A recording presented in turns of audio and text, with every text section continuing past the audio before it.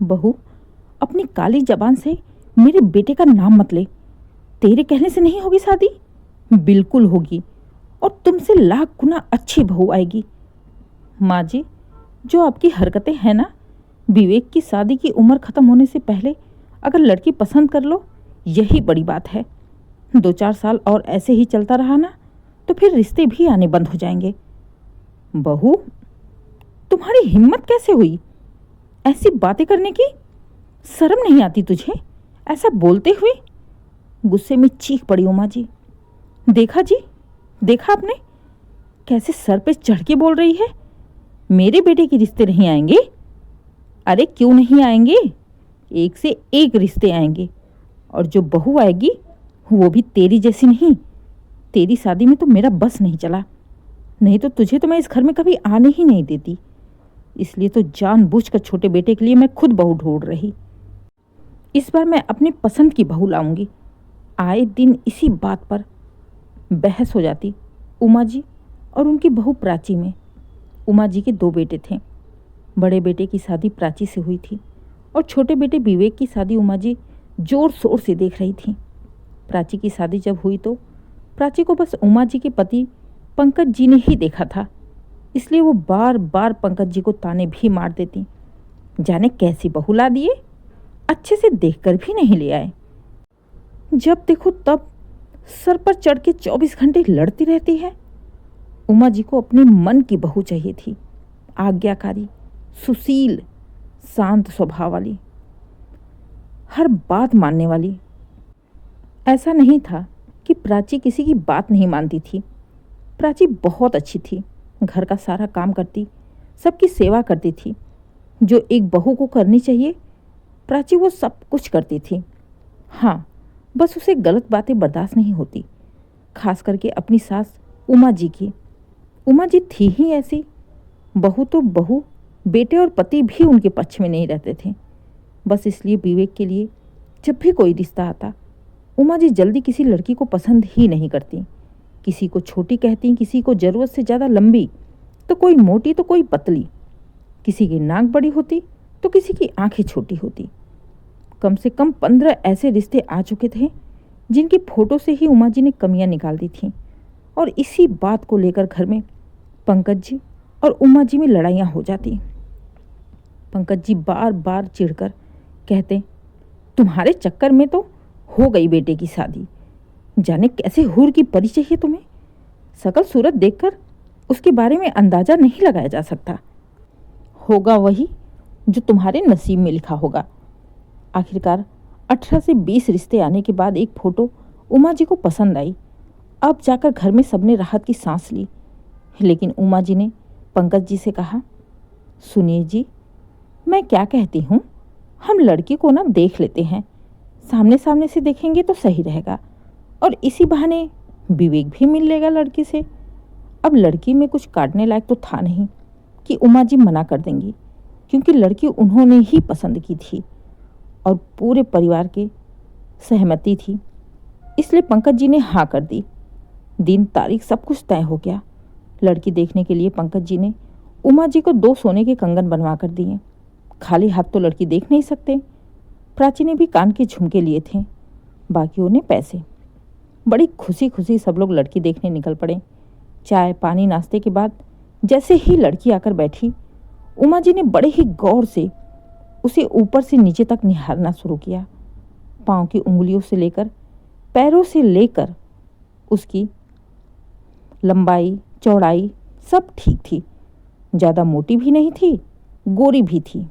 शकल सूरत भी काफ़ी अच्छे थे, बाल भी लंबे थे, एकदम परफेक्ट थी।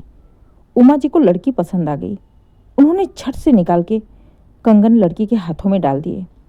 ले बेटा, ये तेरी सास की ओर से मुँह दिखाई है। प्राची ने भी झुमके दे दिए। खाना पीना भी हो गया। इसके बाद उमा जी ने कहा, बेटा कुछ गाना वाना भी गा लेती हो, भजन वजन करती हो? लड़की ने बड़े ही धीरे से हाँ में सर हिला दिया। अब उमा जी की इच्छा हुई एक भजन सुनने की। लड़की ने जैसे ही भजन शुरू किया, उमा जी की नज़र उसके दांतों पर गई। अभी तक तो हाँ नहीं में ही बातें हो रही थी, लेकिन जब लड़की भजन गाने लगी, उमा जी की नज़र उसके दांतों पर गई। लड़की के दांत टेढ़े मेढ़े थे, वो भी बहुत ज़्यादा नहीं, हल्के से, जिससे कोई खास फर्क नहीं पड़ने वाला था। लेकिन उमा जी के लिए वो बहुत बड़ी बात हो गई। वहीं उनका दिमाग खराब हो गया। घर आकर बवाल कर दिया। पंकज जी से कहने लगी, देखो जी, फ़ोन करके बोल दो लड़की वालों को हमें लड़की पसंद नहीं है, जो हमारा दिया हुआ सारा सामान वापस कर दें। इतना सुनते ही पंकज जी भड़क गए। उमा, तुम्हारा दिमाग तो सही है। आज तक तुमने फोटो में जितनी लड़कियों को ना करी, मैंने कुछ भी नहीं कहा, लेकिन आज अब इतना नीचे गिर गई हो कि लड़की देखने के बाद भी उसे छोड़ने की बातें कर रही हो। तुम्हारे अंदर जरा भी इंसानियत है या नहीं? ऊपर से तुम सारा सामान मांग रही हो। उस लड़की की इज्जत जाएगी, वो तुम्हें दिखाई नहीं दे रहा? हमारे मना करने से उसका परिवार टूट जाएगा, वो लड़की टूट जाएगी। कितने सपने सजाए हैं उसने। तुम्हें शर्म आ रही है? किसी की लड़की को देखकर उसे छोड़ देना ताकि उसके गांव में 1000 बातें फैलने लगे कि देखकर भी मना कर दिया। जाने क्या कमी है? तुम्हारे चक्कर में उसकी जिंदगी बर्बाद हो जाएगी। कहीं और शादी नहीं हो पाएगी उसकी। कमी क्या है उसमें? अच्छी खासी है, लंबी चौड़ी है, जैसे तुम्हें चाहिए वैसी ही है। वो सब तो ठीक है जी, लेकिन आपने ध्यान से नहीं देखा, उसके दांत थोड़े से टेढ़े हैं। हद करती हो उमा। अब उसकी आंतें भी देख लो, सही है कि नहीं। उसकी धड़कन भी देख लो, उसका दिल भी देख लो, कोई बीमारी तो नहीं है ना? तुम्हारे जैसे लोग अगर लड़की देखने वाले हों तो तुम तो सारी दुनिया की लड़कियों को मना कर दोगी। देखिए जी, वो सब मैं नहीं जानती। मैं जितना बोल रही आप उतना ही करिए। कुछ भी नहीं करने वाला मैं, समझी तुम? इतने में ही प्राची भी आ जाती है। माँ जी, ये आपको क्या हो गया है? अच्छी भली लड़की है, फालतू में आप कमी निकाल रही हैं। अरे दांत है ना, ऐसा तो नहीं है कि दांत है ही नहीं। तुम चुप रहो बहू। तुम्हें किसी ने बोला बोलने के लिए? ये हम पति पत्नी के बीच की बात है। ठीक है, जब आप पति पत्नी के बीच की बात है तो आप करो। पापा जी, मैं भी बता देती हूँ कि अब ना तो मैं कहीं लड़की देखने जाऊंगी और ना ही किसी लड़की वाले को चाय पानी बनाकर पिलाऊंगी। मेरे बस की बात नहीं है। दिन भर 10 लोग आते हैं, सबको खिलाओ पिलाओ। मैं अपने मायके जा रही। जब रिश्ता तय हो जाएगा या शादी हो जाएगी विवेक की, तब मैं आऊंगी। सही कह रही हो तुम बहू, तुम अपने मायके निकल जाओ। मैं भी चुपचाप से अपने काम में बिजी हो जाता हूँ। छोड़ देता हूँ विवेक को इसके भरोसे। पूरी जिंदगी कुंवारा ही रह जाएगा, लेकिन उसकी शादी नहीं हो पाएगी। कैसी बातें कर रहे हैं? कमी क्या है मेरे बेटे में? कमी? माँ जी कैसी बातें कर रही हैं? बुरा मत मानिएगा, लेकिन आपका बेटा इतना स्मार्ट भी नहीं है जो आप परी ढूंढ रही हो। इतना कुछ खास बात भी नहीं है विवेक में, जितनी आप लड़कियों में काट छांट कर रही हो। ना सरकारी नौकरी है, ना कोई बहुत बड़ी नौकरी है। तनख्वाह भी मामूली ही है। मिडिल क्लास इंसान है। कद काठी अच्छी है। एक बार अपने लड़के को भी देख लो, फिर किसी की लड़की में कमी निकालना। गुस्से में बोल पड़ी प्राची। प्राची की बात सुन पंकज जी ने कहा, लड़के में ही क्यों उमा, तुम अपने आप को भी तो देखो। तुम्हें कौन सी बड़ी खूबसूरत हो, या तुम्हारी बेटी ही कौन सी बहुत खूबसूरत है, जितनी खूबसूरत बहू ढूंढ रही हो। शर्मा गई उमा जी पति की बात सुन। ये कैसी बातें कर रहे हैं आप? मैं तो एक मामूली सी बात बोली थी। मामूली बात? उमा, तुम्हें अभी भी लग रहा है कि तुमने मामूली बात बोली है? तुम्हें पता है, एक बार तुम अपनी बेटी के ऊपर लेकर सोचो, लड़के वाले उसे देखकर जब ना करेंगे तो उस लड़की के ऊपर क्या बीतेगी। उसके माँ बाप पर, उसके परिवार पर क्या बीतेगी। खून के आंसू रोएंगी वो, हाय लगेगी उनकी। अब तक मैं शांत रहा, लेकिन अब नहीं। मैं आज अभी फ़ोन करके शादी की तारीख फिक्स करवाता हूँ। तुम्हें शादी में रहना है तो रहो, नहीं रहना है तो कहीं और चली जाओ। विवेक अकेले तुम्हारा ही बेटा नहीं है, मेरा भी बेटा है, और मेरी जिम्मेदारी बनती है उसकी शादी कहाँ होगी, कहाँ नहीं होगी। तुम्हें इस मामले में पड़ने की कोई ज़रूरत नहीं है।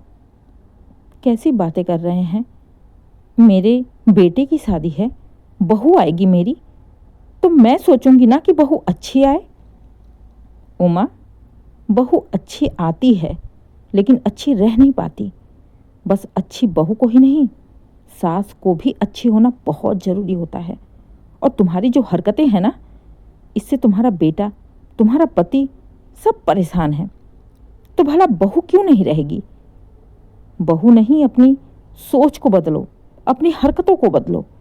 मुझे तो कोई दिक्कत नहीं है बहू से, बस तुम्हें ही सारी दिक्कत होती है। एक बहू घर में है, उससे तुम्हारी कभी बनती नहीं। क्या गलत कहा उसने? चली जाएगी अपने मायके। पिछले 4 साल से तुम एक लड़की नहीं पसंद कर पाई। रोज 10 लोग घर पर आते हैं, सबको चाय पानी नाश्ता कराने में उस बेचारी की हालत खराब हो रही है, और तुम बस सबको ना करते हुए जा रही हो। बेचारी उमा जी पति का गुस्सा देख चुप हो जाती हैं। मन ही मन उन्हें लगा, शायद कुछ ज़्यादा तो नहीं हो रहा, मैं सच में कुछ ज़्यादा ही कमी तो नहीं निकाल दी। बात ज़्यादा आगे ना बढ़े इसलिए उमा जी एकदम शांत हो गई, और पंकज जी इस लड़की से विवेक की शादी कर देते हैं। दोस्तों, लड़की चाहे लाख पसंद की हो, ना पसंद की हो, लेकिन सास बहू का रिश्ता होता ही ऐसा खट्टा मीठा है, जिसमें नोक झोंक, लड़ाई झगड़े चलते ही रहते हैं। और कमियां तो सब में होती हैं, बस अपनी दिखती नहीं, दूसरे की दिख जाती है।